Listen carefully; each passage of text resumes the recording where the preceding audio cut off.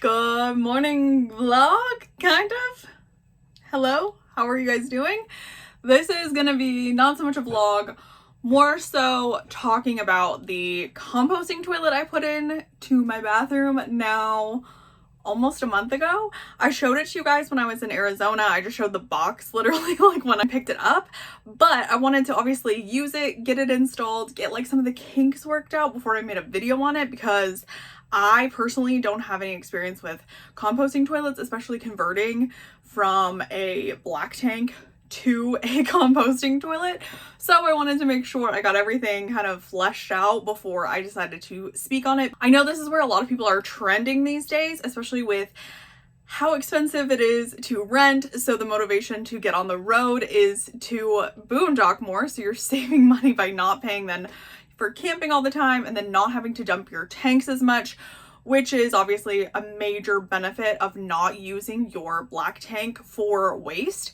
And composting toilets are kind of intimidating and they are expensive. It is something that I had to kind of save up for and like really make sure it's something I wanted before I put it in. And so we're going to talk like all things composting toilets today. One of the main reasons you would be putting a composting toilet inside of a travel trailer is to just not be using tank space for your wastewater. So if anybody does not know, when you buy an RV, whether it's a Class A, Class C, Class B, a motorhome of any kind, a travel trailer, a fifth wheel, anything like that that has gray and black tanks, you will have what's called black water. I have an entire video on it if you want to go back and look at it, but basically it's where your pee and poop and toilet paper go and is stored underneath your travel trailer, and you can only dump this at a sanitation dump station. This is not something you can just take outside and like let it go. It is super illegal in a lot of places. If you get caught dumping, there are some pretty hefty fines, and obviously it's gross if you're dumping this in places that you're not supposed to. Everybody else is having to deal with your wastewater, which is disgusting and one, not good for the environment, and is a health hazard to anybody who camps there after you. But the downside of having to go to a dump station, not that they're not regularly available, but if you're trying to boondock to save money, your tank space is limited. I don't care if you have a 46-foot, travel trailer or fifth wheel or, toy hauler or something where you have these huge tanks, you're going to eventually run out of space. And because you can't dump it anywhere where you're boondocking, you have to hook up and you have to go into town and dump that water. Obviously, they make things like little honey pots and stuff where you can, or honey wagons, whatever they call them, where you can dump then from your boondocking spot into a holding tank, but you still have to take that holding tank into town or whatever you want to do. It's still just an extra chore.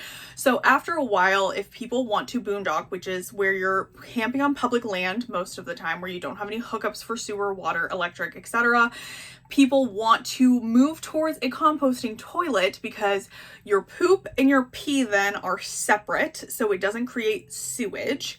So there is a difference there. If you want to look that up on your own, go ahead. It's quite the rabbit hole you can go down. But you have a jug for your pee, and then the compost is for your poop.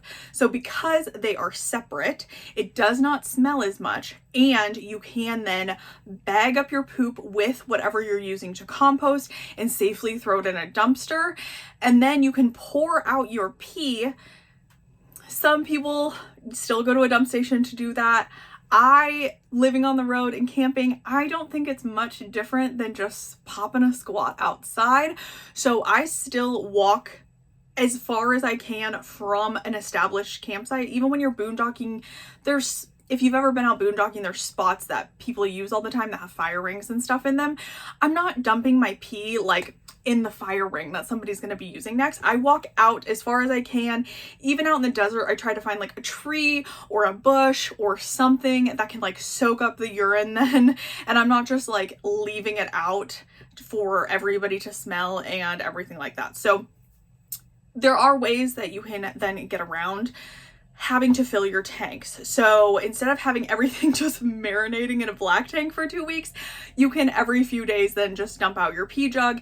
And the compost is, especially for one person, which is just me, I can go like a month or two without having to change out that compost if I'm doing everything correctly. So this makes a huge difference, and I can use my water then in plenty of other ways where I can then shower more regularly. I can only have it be a gray tank after you've sanitized it and flushed it enough time. There are tons and tons and tons of composting toilets on the market. Some are very, very, very expensive, and some are super cheap because you can DIY them. Am I promoting any sort of company here? Absolutely not. I will tell you what I chose, and I will tell you the options available. So if you want to make a composting toilet, you can buy a urine diverter, which is what separates the pee and the poop, and literally make your own composting toilet inside of like a Home Depot bucket, and you can be good to go. So that is probably the cheapest option you can do. That urine diverter is maybe like $30, and then the Home Depot bucket is maybe like 10, and then you can get a gallon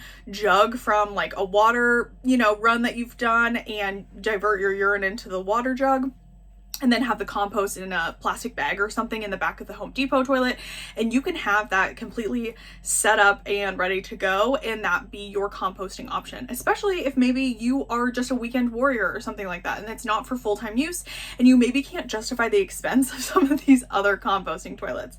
Now, I, on the other hand, do this full time, and I boondock almost exclusively full time. I would say I know that since I've been in the trailer, I've kind of been hooked up here and there because of work options and stuff that I've had going on. But now that I'm back on the road completely the way that I normally am, I'm boondocking like 95 to 99% of the time.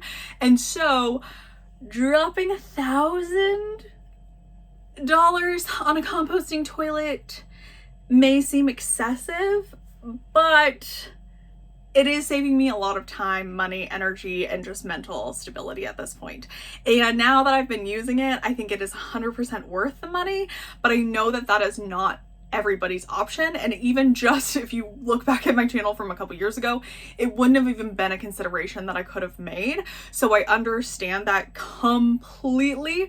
But for me right now, in the financial situation I'm in, I'm trying to do as many things as possible to make this my home and to make my life as easy as possible. So I did bite the bullet and bought something expensive. So I did purchase the Nature's Head composting toilet. There are Team Nature's Head, there's Team Separate, there's Team this and that. Like, there's so many out there that people like and love.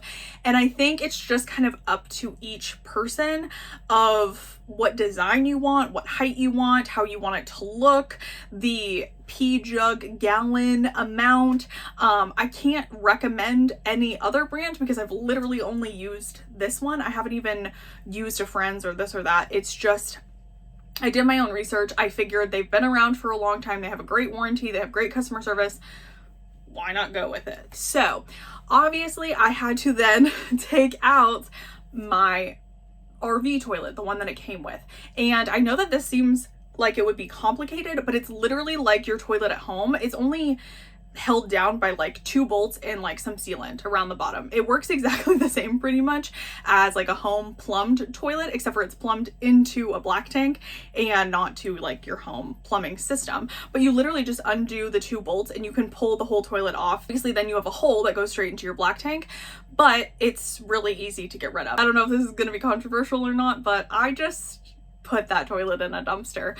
I know I can figure out a way to get rid of it and give it to somebody who maybe needs it, but like, who wants a used toilet?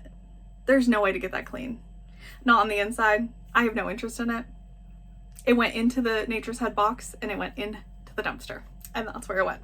I did this when I was at a campground so I could flush my black tank to get all of the black sewage water out of my tank. Like, I did it like an excessive amount of times, like 20 times with sanitization, to make sure my gray tank then was as close to being a gray tank as humanly possible.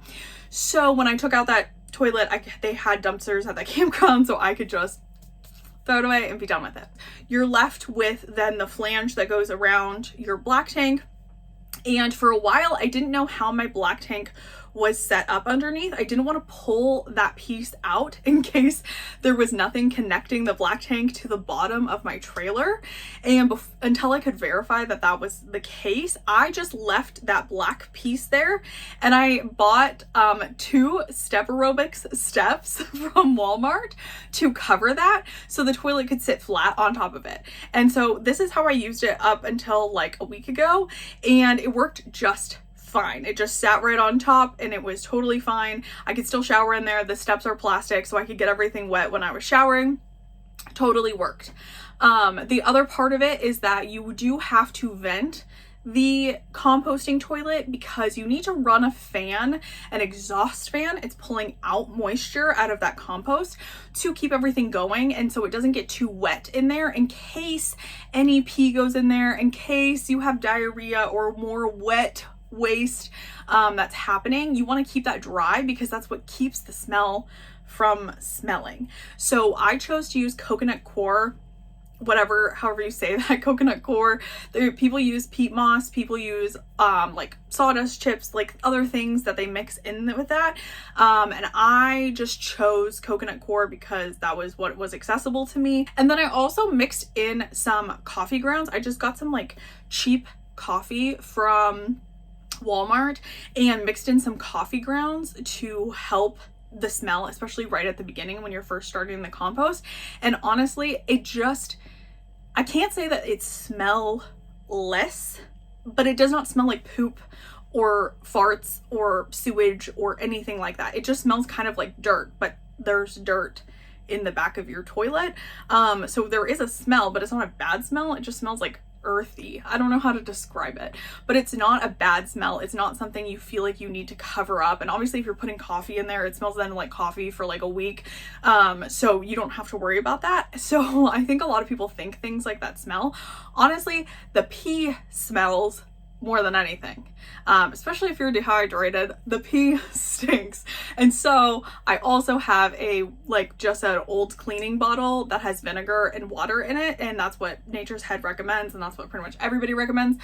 I just spray the pee hole with diluted vinegar, and it makes that smell go away pretty much instantly. So it's less of the poop, that's the gross part. It's more so now the pee. So then after I verified that that flange can come out and my black tank won't be like hanging from the bottom of my trailer, because I didn't want there to be a gap, I had some help to pull out that flange so then the toilet can sit flat on my shower floor. So I'll show you now what it looked like when we pulled that out. So you can see now underneath my shower basin is just like a big gap, and that's honestly kind of good to know. I put my phone down there so I could see what wiring and things are down there. And then we've covered where the black tank is with just some like Gorilla Tape sealant tape, so then that is completely sealed off. But because it's just tape and it's not something we've like soldered on or anything, we can always take that off. If somebody in the future doesn't want a composting toilet in this trailer for resale, they can put a flange back in and put a regular toilet back over it. And then we did the same thing over the hole in the shower, where we just put that waterproof sealant tape over and then just cleaned it up. And I put some Velcro down on the floor and then to the bottom of the toilet so it doesn't move around a bunch when, you know, you're in motion when you're traveling. And that's literally all I did. And so now if I want to shower in there, I can shower in there with the toilet. It's not that big of a deal. Everything in there can get wet. I obviously try not to like super soak it, because obviously you don't want moisture to get in with the compost. But if I'm just doing a quick body shower or something, I just leave it in there. If I want to do like a bigger shower or I'm cleaning the bathroom or something like that, because of the Velcro, it just literally like picks up and I can take it outside to either clean the toilet, clean the shower, whatever I need to be doing, and put it right back over the Velcro, and we're good to go because everything in there can get wet. I will say the only upgrade I made to the toilet was the fan. So the fan that came with the Nature's Head is very small, and also mine didn't work. And so instead of waiting for Nature's Head to send me a replacement fan, which they were down to do, so if your fan doesn't work, you can totally have them send you another one, I just decided to buy this fan off of Amazon that is a little bit more powerful than the one that they had installed on there. It has a speed gauge, so if things are humid and wet, or it did get wet because I showered or something, I can turn that fan up a little bit higher to get that compost to dry out a little bit more. Or in day-to-day times, I just leave it pretty low and just let it kind of run all day. And then the last thing I need to do is still create a hole in the side of my trailer for, you know, the fan exhaust to go, but right now I just have it vented to my roof fan, and so it's just going out the top of the trailer. It does not smell. Again, there's really not much to smell, but at the same time it's obviously in the way because it's just like right in front of your face when you're in the bathroom, so it would be nice to have that. I just don't have the tools with me right now, and so I haven't done that yet, just because it is a bigger project that like I need to make sure the weather's good so I can do it all in one day, so it's sealed properly and that, you know, things aren't getting in there, to make sure from the outside that you don't create a leak or something. A few people have questions online a lot about bugs in the Nature's Head. I have not had that experience, but there are screens that go on either end, so there really isn't an opportunity for bugs to get in the toilet because there's little vent screens that are on those ends. And then obviously I keep everything closed when I'm not using it, so there's nothing really that I've found that wants to get in there.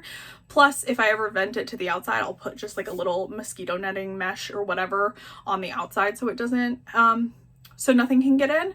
But other than that, I have found it to be a great upgrade to my like travel user experience. It's not as hard as you think to switch things out. It just is a little bit of a commitment financially, but then obviously the upkeep cost of it is going to eventually even out, because dumping a lot of the times you either have to do that at a campground, or if you're not staying at that campground, usually it's like a $10 to $15 charge if you can't find a free dump station.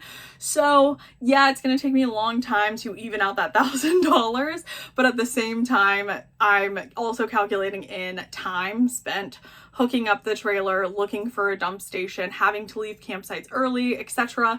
And the fact that I'm also saving tank space, so when I am boondocking, I can be washing my dishes regularly, I can be showering regularly, I can be washing the dog and have that tank space to be able to shower inside where I have hot water instead of having to use my outdoor shower all the time.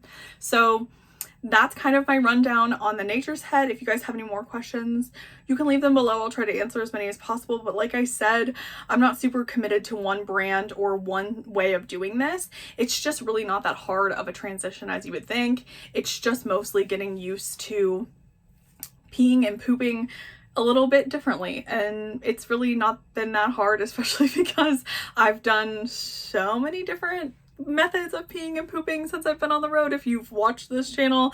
So this is just one more evolution of it, but trust me, once you get used to it, it's not that big of a deal at all. And so I hope this helps, and I'll see you guys on the next one. Bye!